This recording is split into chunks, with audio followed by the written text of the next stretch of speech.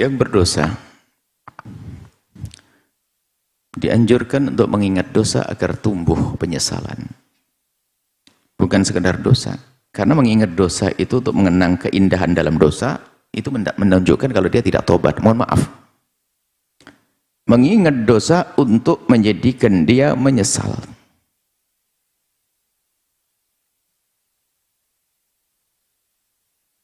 Jadi yang diingat adalah dosanya, bukan kejadiannya, na'udzubillah. Maka tidak perlu menulis kejadian itu, nanti akan dibaca oleh orang lain, mengungkapkan dosanya sendiri di hadapan orang, sehingga tanda tidak diampuni oleh Allah nanti. Kenapa dosa disebarkan ke orang? Dosa pribadimu dengan Allah biar saja Allah yang tahu, tidak perlu orang lain tahu. Kita tulis, maka di saat menulis itu akan dibaca oleh orang. Lebih dari itu, mohon maaf, kalau orang misalnya, semoga sebuah contoh saja, karena itu adalah ada syahwat, ada hawa nafsu, contoh berzina. Orang berzina yang boleh disesali adalah kita perlu mengingat begitu besarnya hukuman zina, bukan kisah berzinaannya, malah menggugah kembali dia untuk mengingatkan kemesraan dalam zina, tidak diampuni oleh Allah. Ditulis, saya pergi ke ini, saya naik mobil, kemudian saya masuk ke hotel, saya nyewa ini. Loh, itu membawa kenangan, dia tidak bertobat malahan. Karena apa? Kok masih bisa menulis? Bahkan mungkin dia terkenang, ingat-ingat dengan keindahan waktu dia ingin melakukan kehinaan zina. Mana tobat orang semacam itu? Mengingat dosa hukumannya Allah, oh saya telah melakukan, itu saja sudah cukup. Bukan rinciannya, oh aku telah membayar, aku telah membeli tiket, kemudian aku nyewa hotel, aku ini. Loh, kok ini ditulis pada tanggal ini jam 9.04 aku janjian ketemu. Jam 11 siang aku janjian ketemu. Kemudian aku naik mobil bersama. Aku naudzubillah, aku dipegang tangan ini. Ini tidak tobat namanya, dia masih mengingat kemesraan dan dia sendiri nyaman. Mestinya dia mengingat itu saja langsung menangis. Oh, tidak. Nulis nggak akan mampu, nggak akan sempat.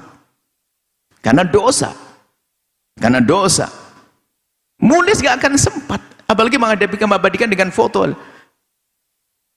video dan sebagainya, masya Allah. Di video, dosa di video.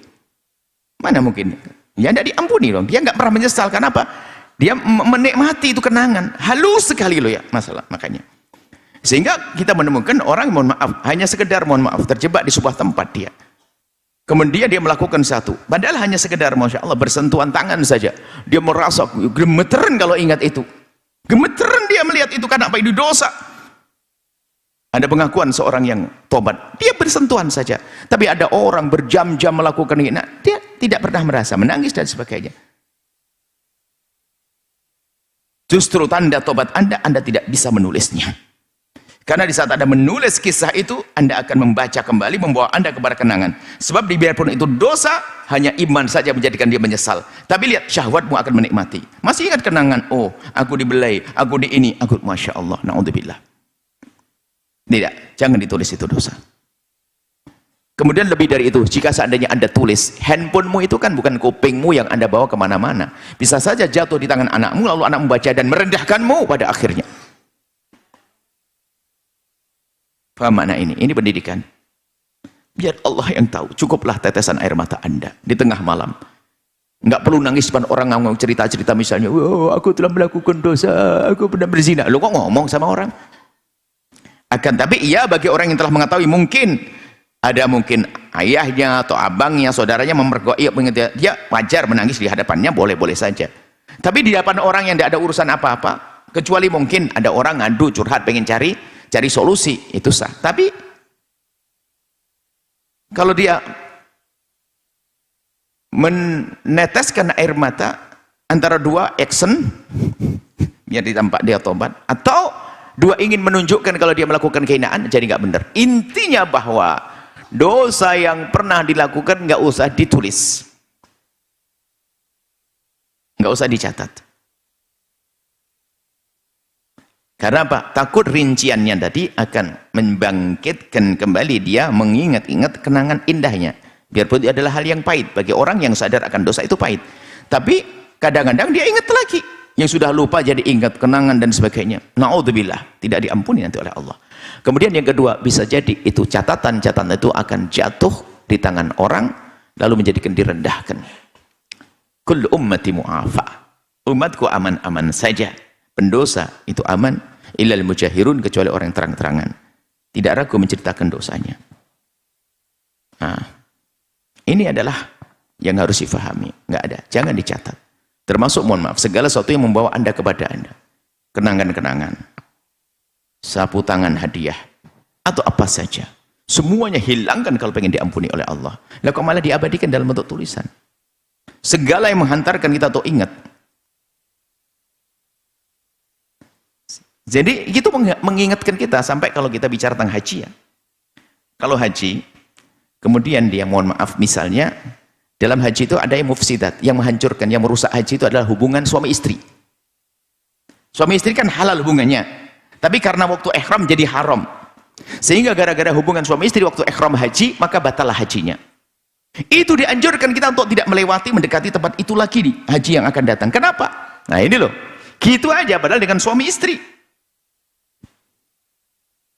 Dan mungkin orang yang pernah punya penyesalan, dia akan benci dengan tempat itu. Dengan model mobil itu yang pernah aku naiki, dan lah kok malah dicatat aku pakai mobil ini di hotel ini masya Allah. Apa itu? Mohon maaf, ini adalah pendidikan yang lalu biar berlalu. Jujurlah dengan Allah.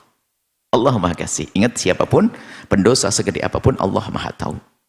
Allah Maha Pengampun juga.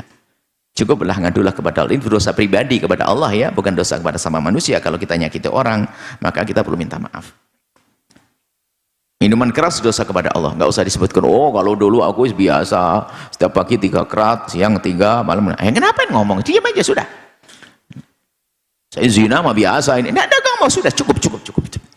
Justru dia bercerita tanpa ada bangga, tidak diampuni oleh Allah. Nggak usah ditulis dosa-dosa. Berbanyaklah istighfar, biarkan di pikiran, di hatimu, dan ingat bahasanya hukumannya besar di hadapan Allah Subhanahu wa ta'ala. Adapun kebaikan-kebaikan bolehlah untuk motivasi diri, wah aku dulu bisa begini, kenapa saya nggak bisa? Dulu waktu bujang ngaji rajin banget, kenapa sih sekarang setelah punya suami kok jarang ngaji? Nah, ada apa sih? Itu kan evaluasi, kurang lebih seperti itu. Wallahu a'lam bissawab. Setelah Anda menyaksikan video ini, jangan lupa berselawat kepada baginda Nabi Muhammad sallallahu alaihi wa alihi wa sahbihi wasallam.